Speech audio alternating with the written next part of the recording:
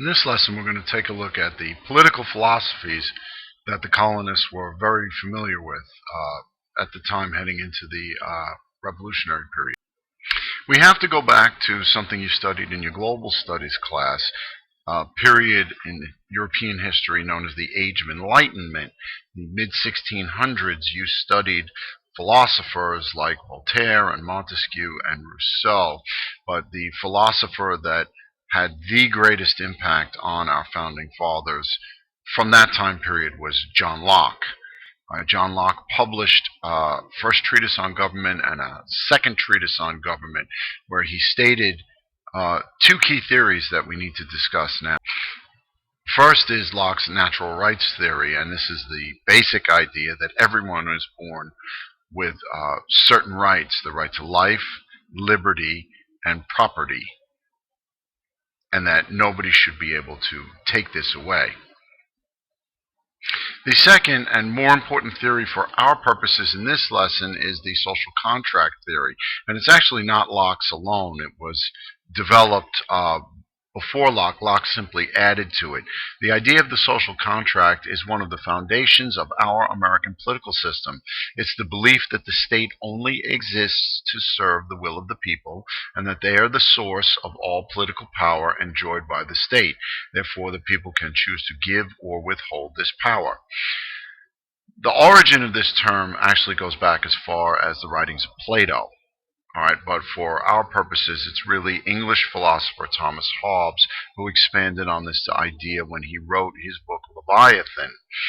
In that, he wrote that in the earliest days there were no government. Instead, those who were the strongest would take control and use their power at any time over others.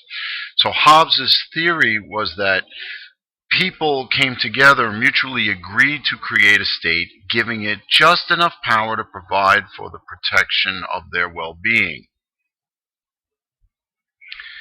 Locke takes this theory a step further.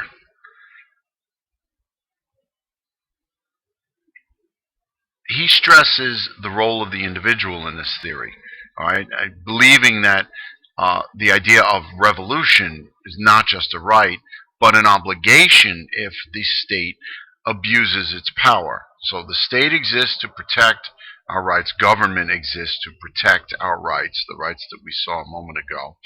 And if government stops protecting our rights, then the people have the right to overthrow that government and replace it with one that will. It's interesting that all of these philosophers lived under kings, whether in Britain or France, but they were writing about people having power and people creating a government when they didn't really live under those conditions. Now, again, these philosophies came out in the middle 1600s, so they were around when we're talking about the 1770s and 1776 in particular. We talk about the writing of the Declaration of Independence. Thomas Jefferson was given that task, and he borrowed heavily from John Locke in the Declaration of Independence. We're going to take a look at the Declaration of Independence 2 lessons from now, and you'll see a lot of what we just talked about in that document.